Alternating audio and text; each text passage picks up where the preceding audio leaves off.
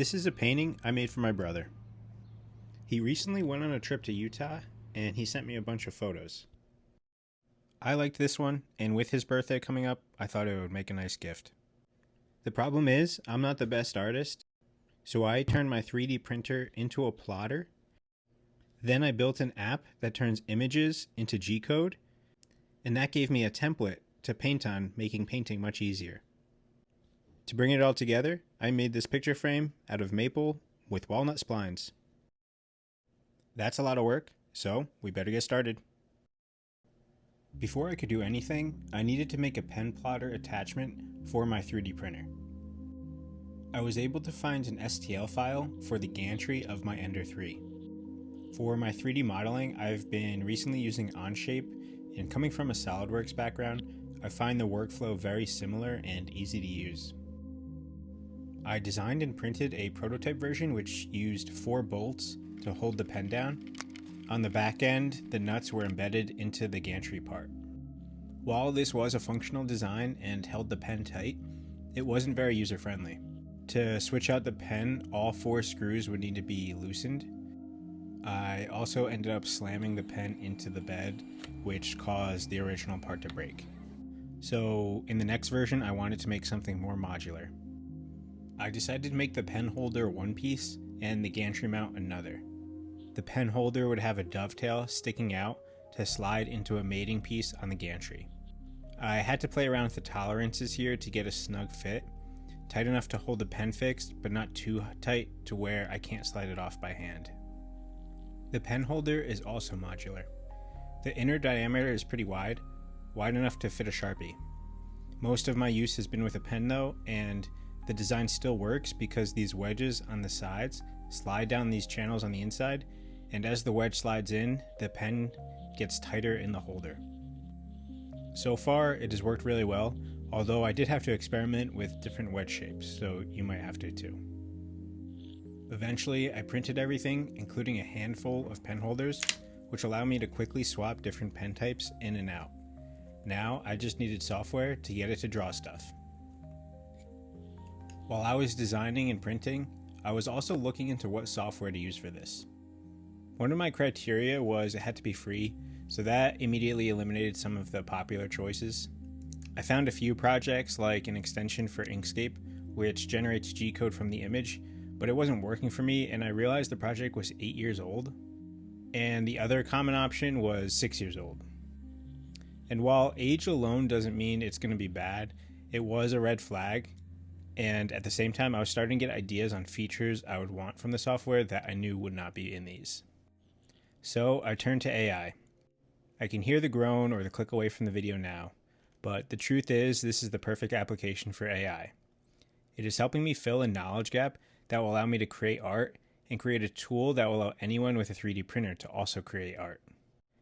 Even despite making AI program everything, it still took months of development as the size of this project and the number of features I wanted would often use up all of my usage in one single prompt.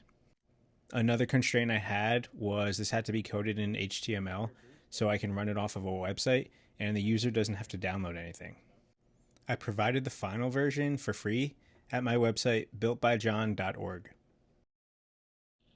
I'm planning on making another video on just this software, but essentially you can take images, trace objects in the image, similar to Trace Bitmap in other programs, and have that get drawn using the G-code conversion. Or you can generate a cool pattern and have that get drawn. You can add layers and move and manipulate the size of each layer. You can even add pauses in the print between layers, so that way you can change out the pen for a different color if that's what you wanted. That's only the surface. I added a bunch of object fill options, like the cross-hatching I ended up using for this project.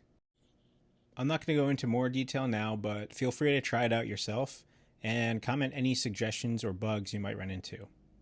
Just make sure you adjust the bed settings in the software to match your printer, so that way when you go to try to print something, the pen doesn't smash into the bed like mine did.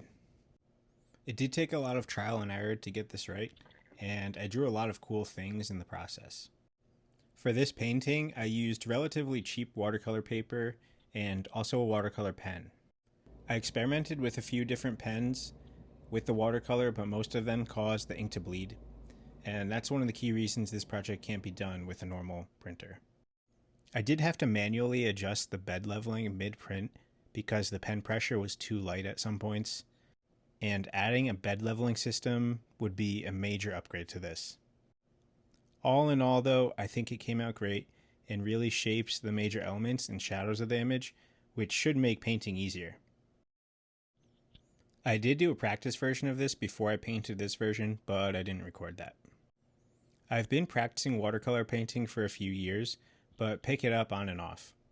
I always find that it takes me longer to sketch the actual thing that I'm painting with ink or lightly with pencil than it does for me to actually paint. I've spent hours trying to get a sketch to look right before I've put any paint to paper. And that can get really frustrating, which led to this idea of using my 3D printer to help me sketch. For this one, I chose to do a hatch fill in the shadowy or darker areas of the painting, but you can just as well do an image trace or some kind of combo of both. I'm definitely not skilled enough to give a watercolor tutorial here, so I'm just going to leave you with the time lapse.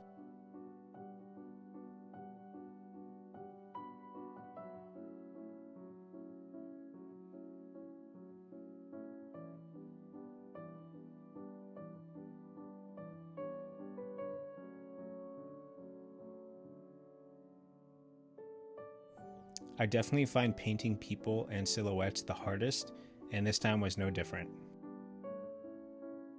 I did a little practice beforehand, but still didn't execute the final one exactly how I wanted. Oh well. Once I added enough layers and was happy with how it looked, I let it dry and started to make the picture frame. I've built picture frames before, and the style that has always been the quickest and easiest for me is to cut out the notch in the back that allows the plastic, painting, and the backer to sit within the frame. Then, based on the dimensions of the painting, I miter the corners using a miter sled that I made a while back. I would always recommend making these sleds or jigs because I find myself using them again and again, and it saves so much time on future projects, and it also increases my precision. After making all the cuts, I glued up the frame and let it dry.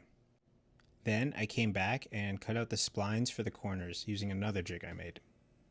I filled these splines with redwood, which did prove to be difficult because they were breaking when I was hammering them in. After letting that dry, I cut off the excess with my bandsaw. After looking at the boxy frame, I realized I wanted a profile on the frame, so I made a bevel cut on the outside edge. Looking back, I would have rather had this bevel on the inside edge, but I would have had to do that before any glue up. I think the inside bevel would have been a better look and would have drawn the eye to the center of the painting more. After sanding, I put a few coats of this beeswax and mineral oil finish I made a few years ago on it.